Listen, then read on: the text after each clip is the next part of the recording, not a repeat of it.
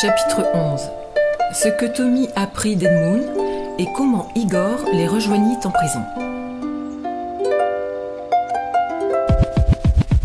Papa m'a dit, fils, rends-moi fier, deviens libellule, dépasser les mongols fiers. Alors, c'était bien l'en bas? À ton avis? Ah oui, suis-je bête? L'en bas ne peut pas être bien. Non. C'est surtout que je n'ai pas eu le temps d'y aller, crétin. Maintenant que vous le dites, c'est vrai que le fait que vous soyez dans la prison en ma compagnie aurait dû me mettre la puce à l'oreille. Tommy soupira d'agacement, puis fit glisser ses doigts contre la paroi granuleuse, comme pour faire passer le temps. La prison était très petite, faite de ciment froid que fermaient des minces barreaux d'acier. N'étant équipée d'aucun éclairage, il y faisait très sombre, pour ne pas dire totalement noir. En même temps, c'est tout aussi bien comme ça. Pardon? Oui, je veux dire que ça me fait de la compagnie.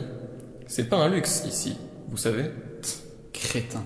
Alors, je vois que vous utilisez souvent ce terme pour me désigner, mais sachez que ce n'est pas mon vrai nom. Dans toute cette agitation, j'ai oublié de me présenter. Je m'appelle One Man Cheeseburger Apocalypse, mais appelez-moi par mon nom chrétien, Edmund, ce nom sera que plus commode. Ravi. Moi c'est Tommy Hardluck. Je devine comme un léger sarcasme. Seriez-vous mécontent? Je suis en prison, crétin. Comment ne pourrais-je être mécontent? Edmund, moi c'est Edmund. Mais je m'en fiche, maudit mouton. Je m'en contrefiche. Au risque de vous contredire encore une fois, je ne suis pas vraiment un mouton. Mais si, bien sûr que si. Qu'es-tu d'autre aussi? Un être humain. Les êtres humains n'ont pas de naseaux, on en a déjà parlé. Mais Et le fait de parler n'y change rien. Mais c'est spéciste.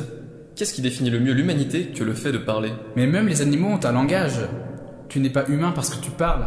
N'est-ce pas la capacité de penser qui nous distingue justement du monde animal? Qui me distingue du monde animal. Le monde animal c'est toi. Mais non, puisque je pense. Mais ça ne suffit pas, et de loin. Oh, et puis on en a déjà discuté, tu me fatigues. Mais qu'est-ce d'autre, alors, que d'être humain, si penser n'est pas suffisant? Penser est un attribut de l'homme, une de ses caractéristiques, pas sa définition. Es-tu bipède? As-tu des pouces opposables? Es-tu glabre? Non, effectivement.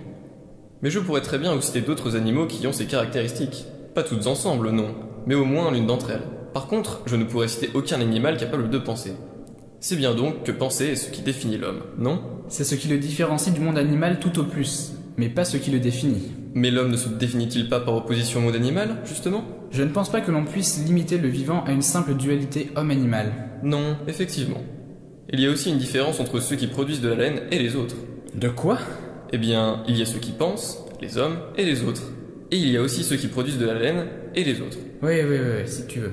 Et le silence retomba comme une masse, comme l'obscurité tombe sur un foyer qui s'éteint, laissant rougeoyer quelques braises d'un ton étouffé. De même, la lourdeur du silence était troublée par quelques bruits nomades, celui d'un ronflement gras lointain, des machineries qui tournaient, d'un sabot solitaire contre le ciment, d'une respiration tranquille. Vous ne dormez pas? Non, je ne dors pas. Pourquoi? Tu veux encore débattre de ta nature? Non, c'est juste pour parler. Comme je le disais, c'est pas un luxe ici, alors autant en profiter. Tommy ne répondit pas. Il avait encore sur le cœur sa frustration, celle de ne pas avoir pu aller dans l'en bas, celle de se retrouver en prison sans motif particulier, et puis celle d'être encore une fois en compagnie d'un être étrange. Depuis le début de son extraordinaire voyage, il n'avait vu que cela, des êtres étranges. Et puis, il réfléchit et se dit que, finalement, converser avec un mouton pourrait être intéressant. Intéressant déjà parce qu'il s'était lui-même qualifié d'intellectuel, donc peut-être avait-il la réponse à sa grande question, celle du ciel bleu, on a tendance à l'oublier.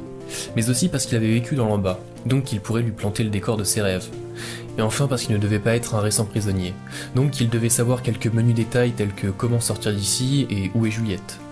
Il lui fallait donc chasser sa frustration et son amertume et reprendre ses yeux pétillants de curiosité et sa voix frêle et innocente. Sais-tu pourquoi le ciel est bleu? Tout dépend.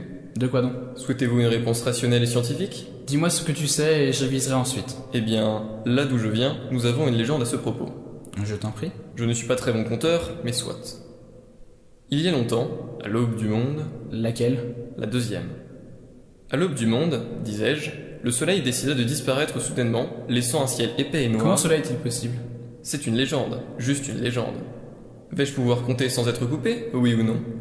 Parce qu'autant je suis d'un naturel très calme, autant je trouve votre comportement très irrespectueux étant donné l'effort que je fais pour satisfaire votre curiosité.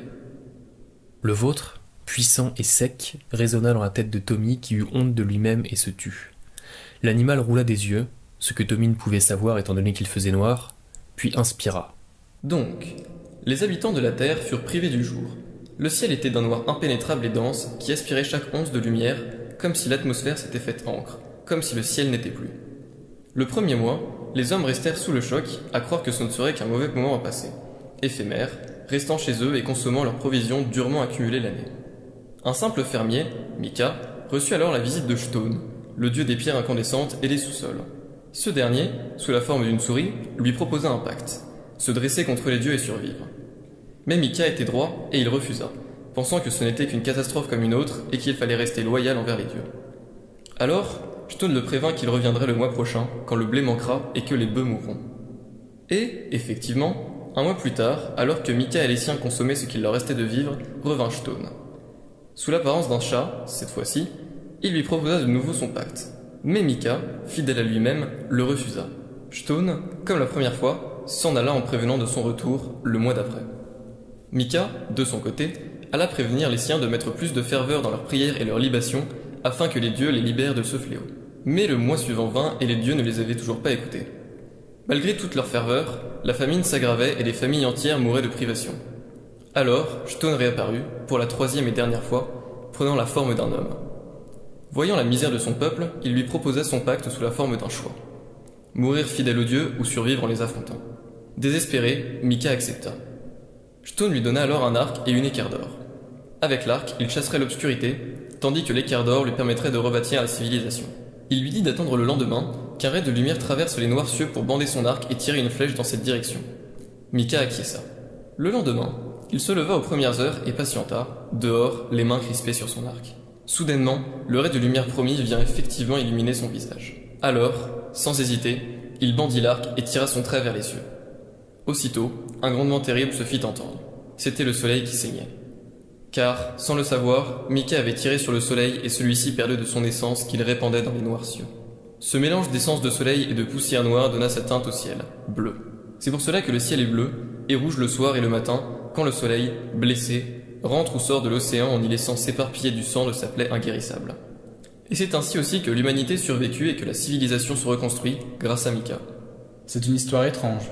C'est une légende. Comme tout récit de tradition orale, elle comporte ses incohérences et ses passages inexpliqués et inexplicables. Enfin, c'est toujours une bonne base. Ouais, et en plus j'ai trouvé la clé. Igor, c'est bien toi? En neige en carotte. Et tu vas voir, je vais me rattraper pour t'avoir refilé un rhume. Un claque sec et rapide fendit l'air. Fais attention, la grille grince énormément. Vas-y doucement, tout doucement. De toute façon, elles vont appliquer et nous enfermer tous les trois. Ne dis pas de sottises. Ce ne serait pas mieux, au contraire, que j'y aille d'un coup sec? Fais comme tu veux, puisque, de toute manière, elles vont rappliquer. Mais tais-toi donc. Mais alors je fais quoi? Elles vont appliquer, je vous dis. Et puis, de toute manière, où iriez-vous? Vous pensez ouvrir la grille grinçante, traverser le tunnel plein d'échos et monter l'échelle de bois qui craque sans réveiller personne? Et puis, avec un peu de chance, vous aurez peut-être éternué. Parce que moi, je vous le dis, voilà 4 ans que je suis ici et j'ai jamais réussi à m'enfuir. As-tu déjà essayé au moins? Ou sinon, on peut peut-être remettre ça plus tard. Non, j'ai jamais essayé, mais tout de même. Si vous croyez que les sœurs Hus sont des amatrices, vous vous trompez. On n'aurait pas pu trouver mieux qu'elles pour assurer leur fonction de maintien de l'ordre et de la défense de la montgolfière. Elles ne dorment presque pas, et quand elles le font, c'est d'un sommeil léger, prêt à intervenir au moindre bruit suspect. Tiens, d'ailleurs, je suis sûr qu'on doit déjà les avoir réveillées. Mais tu vas finir par nous porter la poisse. C'est sûr qu'en nous baratinant de la sorte, on risque pas d'être discret. Bon, ben je m'en vais, moi alors. Certainement pas. Allez, ouvre-moi cette grille qu'on en finisse.